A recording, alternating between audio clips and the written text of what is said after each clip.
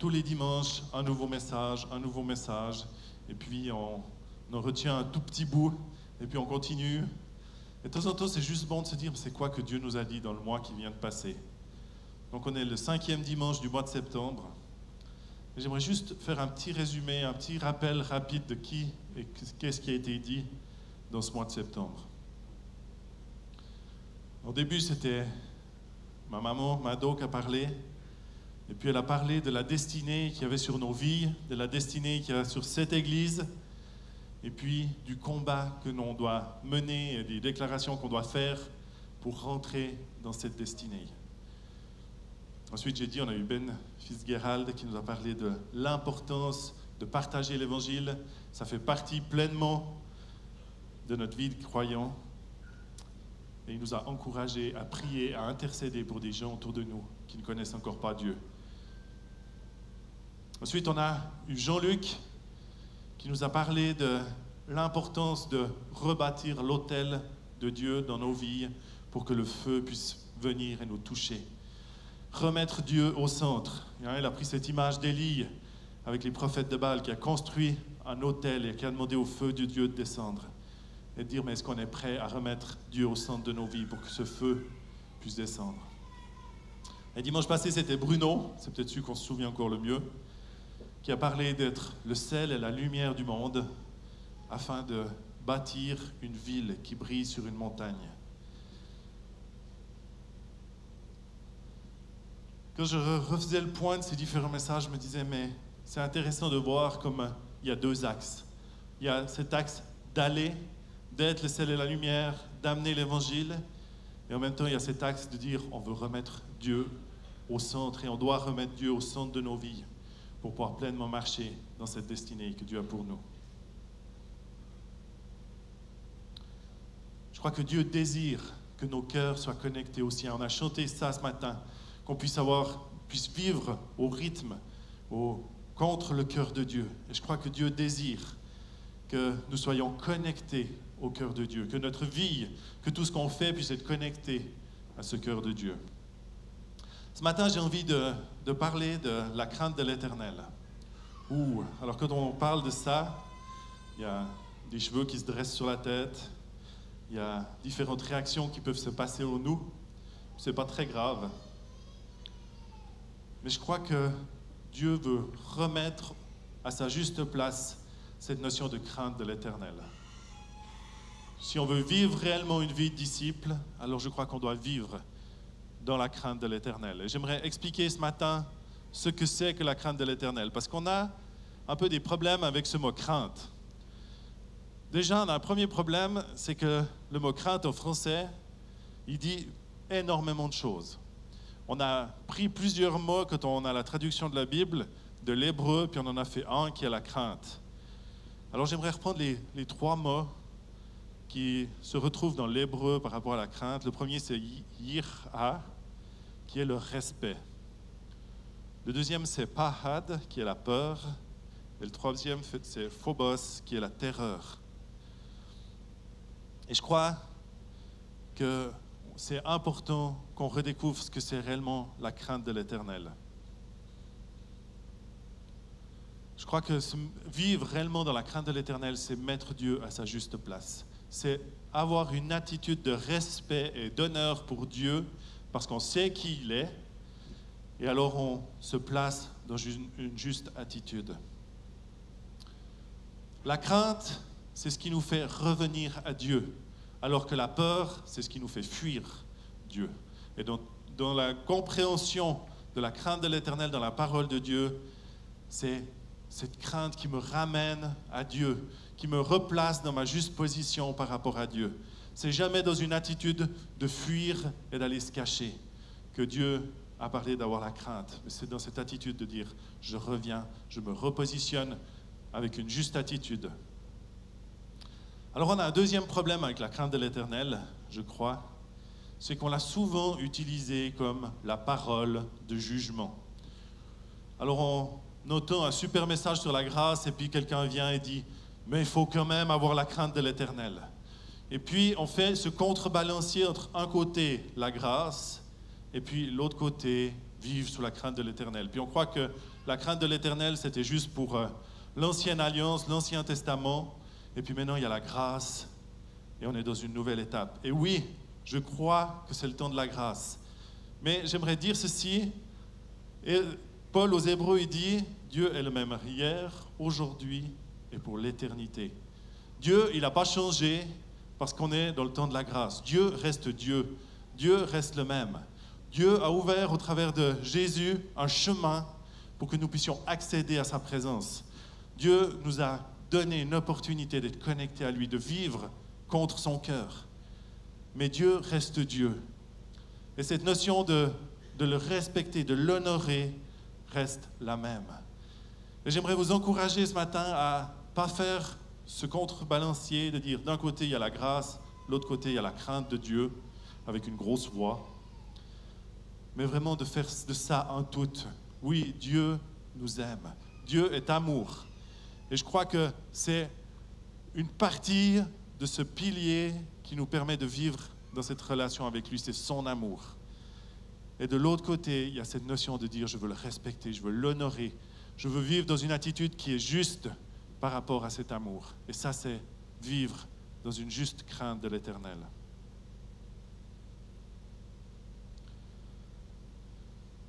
Alors, on a besoin de la grâce de Dieu et de son amour parce qu'il n'y a personne ici qui est sauvé parce qu'il était meilleur que les autres.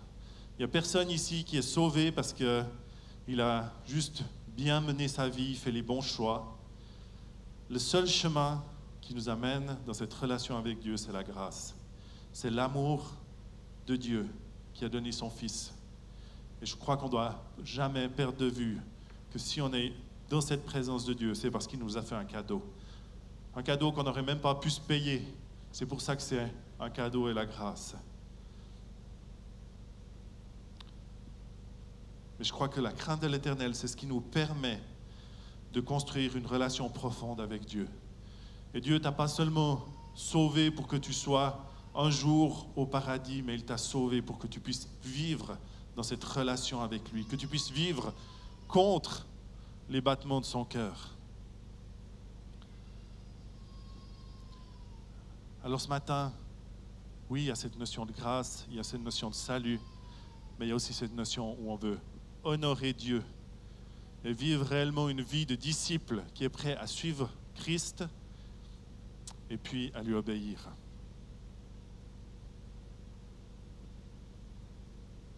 Je crois qu'on peut aimer Dieu véritablement que si nous le craignons. Je crois que le seul chemin pour vraiment aimer Dieu, c'est de vivre dans la crainte de qui il est. Et je vous rappelle, la crainte, ce n'est pas juste la peur qui nous fait fuir, mais la crainte, c'est revenir dans cette présence de Dieu avec une juste attitude de cœur, avec honneur et gloire. Quand on prend la parole de Dieu, il y a énormément de promesses qui sont liées à la crainte de l'Éternel. Et je pense que c'est bon de temps en temps de se rappeler de ces choses-là. Quand tu te positionnes de la juste façon dans la présence de Dieu, il y a des promesses qui en découlent. Proverbe 14, 27. Je vous encourage à lire le Gospel Info que vous avez reçu à l'entrée. C'est ma chérie qui a fait l'édito. Et puis c'est sur la crainte de l'Éternel. Et Proverbe 14, 27 dit « La crainte de l'Éternel est une source de vie pour détourner des pièges de la mort. » Vivre dans la crainte de l'Éternel, c'est la vie. Ce n'est pas la peur, ce n'est pas s'enfuir, c'est réellement la vie dans cette relation avec Dieu. Vous trouverez aussi là-dedans beaucoup de versets qui parlent de ces promesses liées à une attitude de crainte de l'Éternel. Et je vous encourage, pas juste à lire en vitesse, mais de temps en temps, ouvrez vos Bibles et puis reprenez ces versets et puis se rappeler qu'est-ce qui est bon pour nous, comment il est bon de vivre avec Dieu. Donc, il y a vraiment de quoi méditer pendant ces 3 prochains mois sur cet édito. Faites-le, lisez aussi tout ce qu'il y a d'autre dans ce journal. C'est un magnifique travail et je crois que c'est l'occasion de profiter et de remercier tous ceux qui ont bossé pour ça, toute l'équipe du bureau, toute l'équipe de la com. C'est vraiment magnifique. Bravo.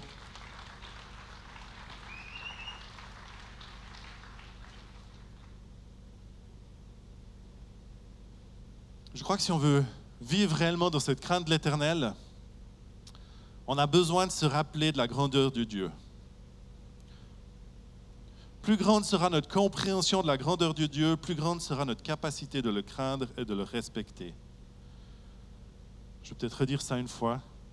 Plus grande sera notre compréhension de la grandeur de Dieu et plus grande sera notre capacité de le craindre et de le respecter. Vous savez, trop souvent, on ramène Dieu à notre image humaine de ce qu'est Dieu.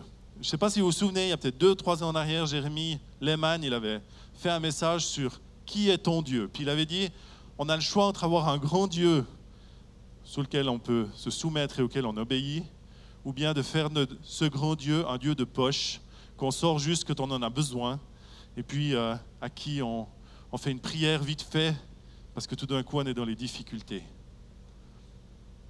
Et je crois qu'on a besoin de redécouvrir qui est réellement Dieu. Et vous savez, il y a un livre que Dieu nous a donné, ça s'appelle la Bible. Et dans ce livre, tout au long de l'histoire, il est parlé de la grandeur de Dieu. Et je crois qu'on a besoin de temps en temps, enfin, on en a besoin tout le temps, mais de se rappeler comment Dieu est grand. On aime bien lire la Bible et puis se dire « Waouh, il est rempli de promesses pour moi », mais elle parle aussi du Dieu qui fait la promesse. Et je crois que quand on prend conscience de qui est Dieu, alors notre attitude redevient une attitude d'honneur. Alors j'ai envie de prendre quelques versets avec vous, quelques lectures ce matin, parce que je crois que c'est bon qu'on se rappelle de la grandeur de Dieu. Premier, c'est Psaume 47, 8 et 9. « Car Dieu est roi de toute la terre. » Psalmodier un poème. « Dieu règne sur les nations. Dieu siège sur son saint trône. » Psaume 145, 3.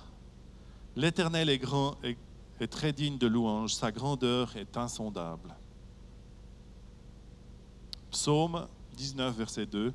« Les cieux racontent la gloire de Dieu et l'étendue céleste annonce l'œuvre de ses mains. » Quand est-ce que la dernière fois de nuit tu as regardé le ciel? Parce que de jour, on voit une grande masse bleue, mais quand on regarde ça la nuit et qu'on voit les millions d'étoiles qui brillent, et là il nous est dit, l'étendue céleste annonce l'œuvre de ses mains. Ce n'est pas juste un hasard, mais ça montre la grandeur de notre Dieu.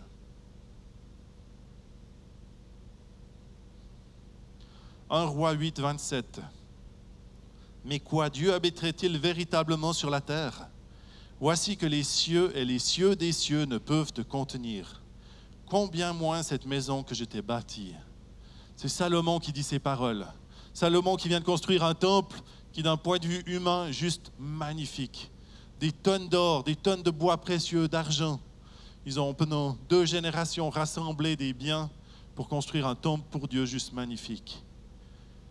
Et puis, il dit ces paroles que comment est-ce que cette maison pourrait contenir Dieu, sa présence, sa gloire, alors que même le ciel et les cieux des cieux ne peuvent te contenir. Et puis, le psaume 8, les versets 4 et 5. « Quand je regarde tes cieux, ouvrage de tes mains. » Voilà. Je m'excuse, mes notes sont fermées. « Quand je regarde tes cieux, ouvrage de tes mains, la lune et les étoiles que tu as établies. Qu'est-ce que l'homme pour que tu te souviennes de lui, et le Fils de l'homme pour que tu prennes garde à lui? » Et je crois qu'on a besoin de juste se repositionner par rapport à qui est Dieu. Dieu n'est pas un petit Dieu de poche que tu prends avec toi et puis que tu promènes et puis de temps en temps tu le sors parce que tu as besoin de lui. Dieu est Dieu. Et on aime bien dire il est roi des rois, seigneur des seigneurs, mais est-ce qu'on prend réellement conscience de ce que ça veut dire un roi des rois et un seigneur des seigneurs? Est-ce que s'il est roi des rois et seigneur des seigneurs, il l'est réellement dans ma vie ou bien il l'est juste pour l'univers? On peut aller un petit peu plus loin sur qui est Dieu. Dieu est éternel. Dieu est omniscient. Il sait tout. Dieu est omnipotent, tout-puissant. Il n'y a pas de limite pour Dieu. Dieu est omniprésent, présent en tout lieu. Dieu peut être ici ce matin et dans des milliers d'autres églises, parce que Dieu peut être partout en même temps. Il est infini, il ne connaît pas de limite. Il est immuable, Dieu ne change pas. Il est saint, il est juste et il est amour. Et je crois que c'est important qu'on puisse juste laisser ces choses réellement venir dans nos cœurs, venir dans nos vies et replacer Dieu à sa juste place.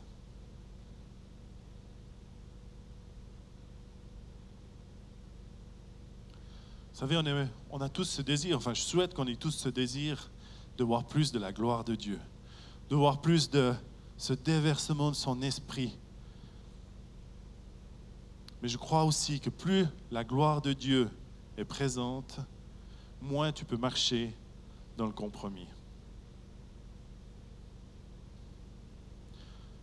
Il y a toujours un certain ordre quand la gloire de Dieu se manifeste. On peut reprendre dans l'Ancien Testament, à plusieurs étapes, Dieu a manifesté sa gloire, dans le temple, dans le tabernacle, dans le jardin d'Éden.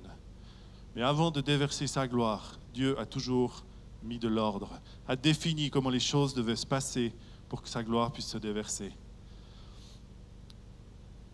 Il a expliqué à Moïse exactement les plans du tabernacle, exactement à quoi ça devait ressembler, exactement quel jour ce tabernacle devait être dressé. Et ensuite, il a déversé sa gloire dans cet endroit.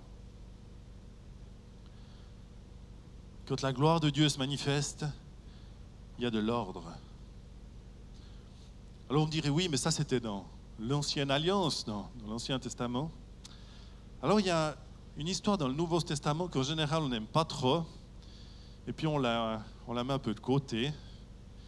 C'est au tout début de l'histoire de l'Église, Acte 5. Alors c'est le livre des Actes, la gloire et la présence de Dieu est là. Des milliers de personnes sont rajoutées à l'Église, et tout d'un coup on nous raconte cette histoire d'Ananias et Saphira. Alors elle n'est pas très joyeuse, et moi elle m'a souvent posé problème dans ma compréhension de la grâce. Je me dis là, il y a quand même un truc qui joue pas trop.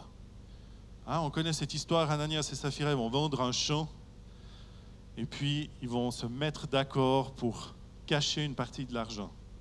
Je crois que le problème à ce moment-là, c'était pas qu'ils gardent une moitié pour eux puis qu'ils donnent une moitié à Dieu. Je ne crois pas que Dieu leur demandait même leur terrain. Je veux dire, d'ailleurs Pierre va dire, mais ce champ, avant que vous le vendiez, il était à vous. Vous aviez le droit de le garder. Mais ils ont fait le choix dans leur cœur de ne pas être droit et de ne pas craindre Dieu. Et pourtant, on est dans la période de la grâce. Pourtant, on est dans la période où les gens sont sauvés, où ce chemin est ouvert pour aller vers Dieu. Et en même temps, il y a une telle présence et une telle gloire de Dieu dans ce temps de l'Église que tu ne peux pas marcher dans le compromis. Et je crois que si on veut vivre plus de la présence de Dieu, si on veut vivre plus de sa gloire, alors on ne peut pas marcher dans le compromis. Parce que Dieu désire déverser sa gloire, mais il désire que l'Église puisse être préparée pour recevoir cette gloire. Vous savez, juste dans ce même chapitre, il est parlé de Pierre. Pierre, il marchait dans les rues et il est dit que son ombre, quand elle touchait les malades étaient guéris. Alors je ne crois pas que c'est l'ombre de Pierre qui avait une puissance, mais je crois que la gloire de Dieu était tellement autour de Pierre à ce moment-là que quand Pierre passait dans un endroit, eh ben, la gloire qui était là touchait les gens et les gens étaient guéris. Et Ananias et Saphira étaient dans cette même présence et cette même gloire de Dieu quand ils ont fait le choix de mentir, quand ils ont fait le choix de cacher une partie, alors qu'ils auraient eu tout à fait la liberté d'en garder une partie et de dire non, on va donner qu'une partie à Dieu. Je ne crois pas que Dieu aurait jugé cette partie-là, mais le fait qu'ils cachent, qu'ils essayent de courber pour dire on a tout donné, alors qu'ils ont gardé une partie pour eux.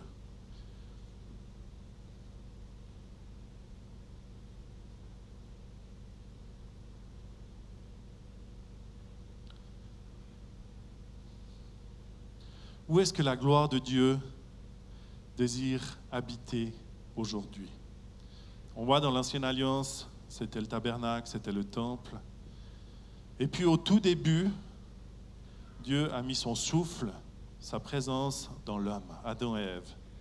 Et aujourd'hui, Dieu désire que nous puissions être cette maison, ce temple du Saint-Esprit, cet endroit où il peut déverser sa gloire. 1 Corinthiens 6, 19 à 20. Ne le savez-vous pas, votre corps est le temple du Saint-Esprit, qui est en vous et que vous avez reçu de Dieu. Vous ne vous appartenez pas à vous-même, car vous avez été rachetés à grand prix. Rendez donc gloire à Dieu dans votre corps et dans votre esprit qui appartiennent à Dieu. Donc aujourd'hui, nous sommes le temple du Saint-Esprit. Nous sommes appelés à être ce temple qui peut recevoir la présence et la gloire de Dieu. Ce n'est pas ce bâtiment, aussi beau soit-il, qui va accueillir la gloire et la présence de Dieu. C'est nous, hommes, femmes, dans cet endroit dans lequel le Saint-Esprit désire habiter. Et je crois que quand on se met ensemble et qu'on porte cette présence et cette gloire de Dieu, alors elle va se manifester dans cet endroit d'une façon juste incroyable. Mais je crois aussi que le roi des rois et le seigneur des seigneurs ne va pas venir dans un endroit où il n'est pas honoré et respecté. Et la question, c'est est-ce que ma vie est réellement un endroit où la gloire de Dieu et la présence de Dieu peut venir? Est-ce que c'est réellement un endroit où il y a l'ordre, où il y a une vie qui honore Dieu et où Dieu peut déverser sa présence?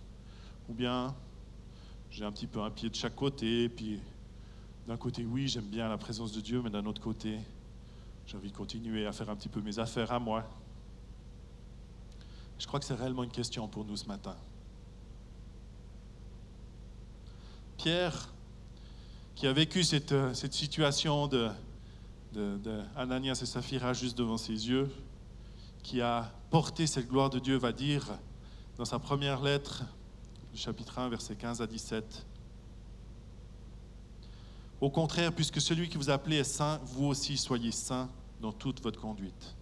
En effet, il est écrit, vous serez saints car moi je suis saint.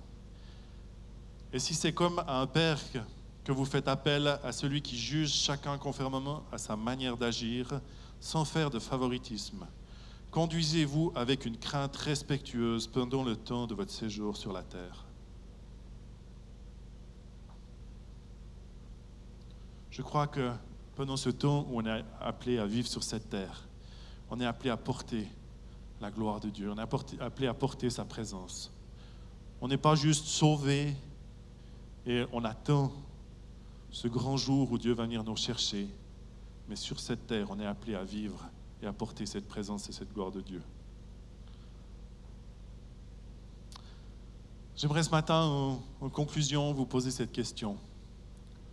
Qui ou quoi crains-tu le plus dans ta vie?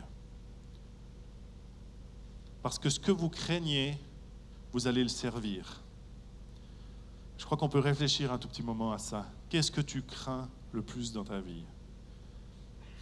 Est-ce que tu crains de déplaire aux hommes? Est-ce que tu crains l'être humain? Alors il y a de fortes chances que ton attitude, tes choix vont être faits pour plaire et que tu vas commencer à servir l'autre plutôt qu'à servir Dieu.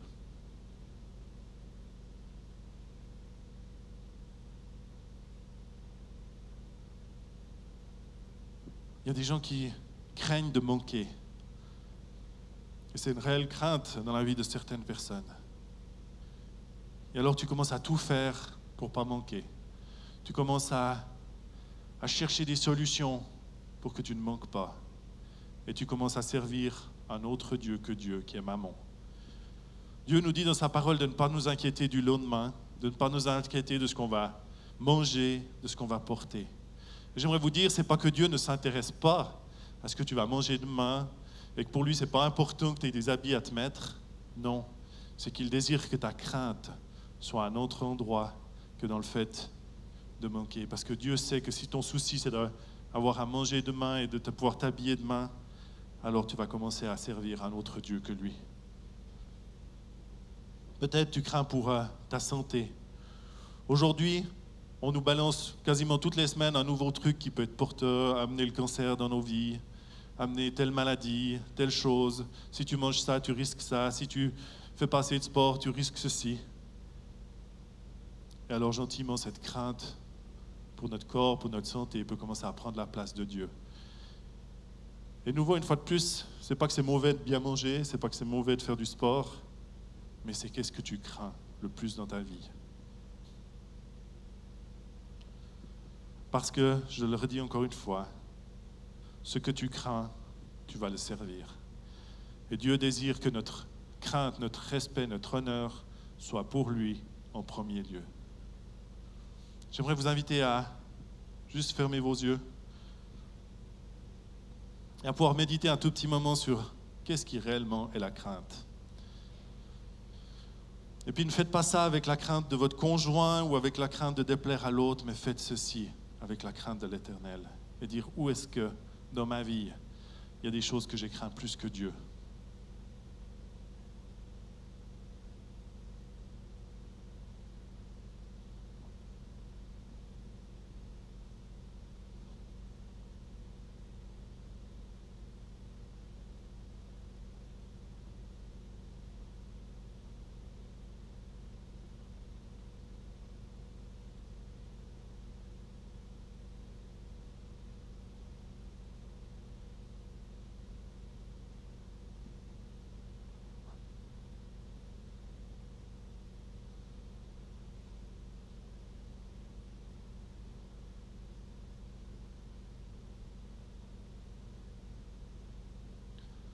Ce matin, si tu es ici et que tu veux réellement revenir à Dieu, vous pouvez garder vos yeux fermés.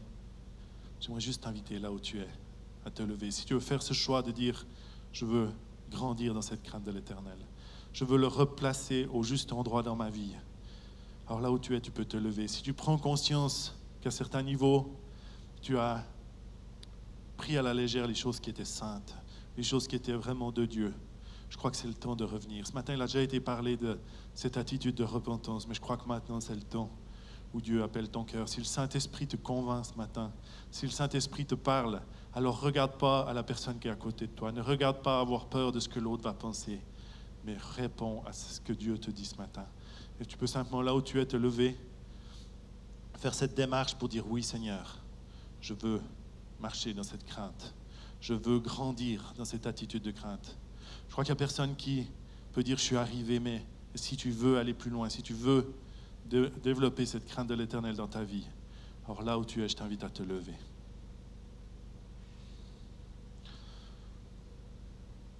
Jacques nous dit, approchez-vous de Dieu et il se rapprochera de vous. Et ce matin, dans ce choix de te lever, tu fais ce choix de dire, je veux m'approcher de Dieu. Même s'il y a des choses dans ta vie qui t'ont coupé de cette présence de Dieu, qui te donnent l'impression de ne pas être capable, alors la grâce de Dieu est là pour revenir dans cette présence, pour remettre les choses à plat et laisser réellement cette crainte de Dieu grandir dans ta vie.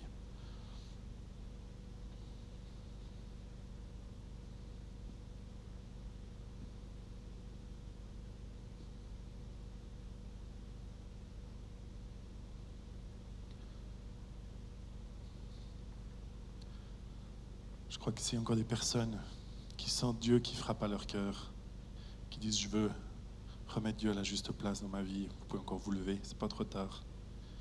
Parce que Dieu est là ce matin. Sa présence est là et il veut te rejoindre.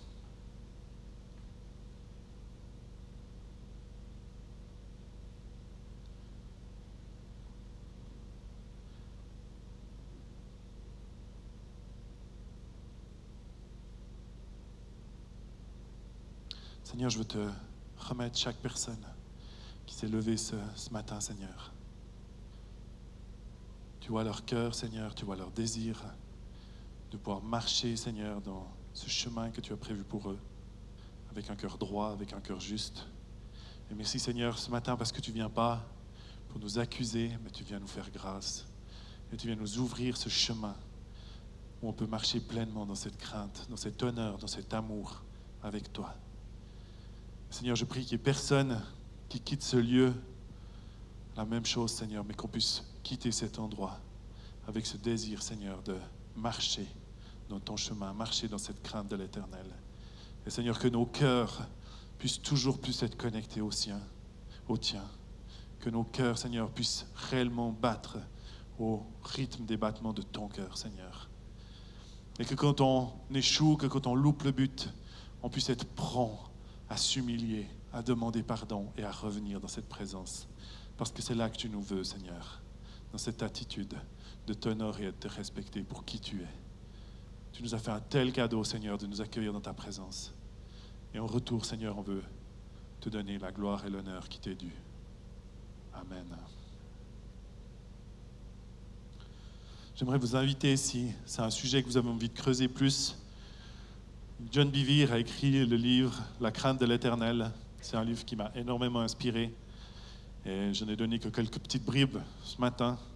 Mais si vous avez envie de découvrir plus de cette vie avec Dieu et de marcher dans la crainte de l'Éternel, alors vous pouvez le trouver, je ne sais pas s'ils en ont à la librairie, je n'ai pas regardé ça ce matin, mais je sais qu'il est sur le site de Gospel Diffusion. Alors prenez-le, lisez ce livre, je crois que c'est vraiment un outil qui nous permet d'aller plus profondément dans notre relation avec Dieu.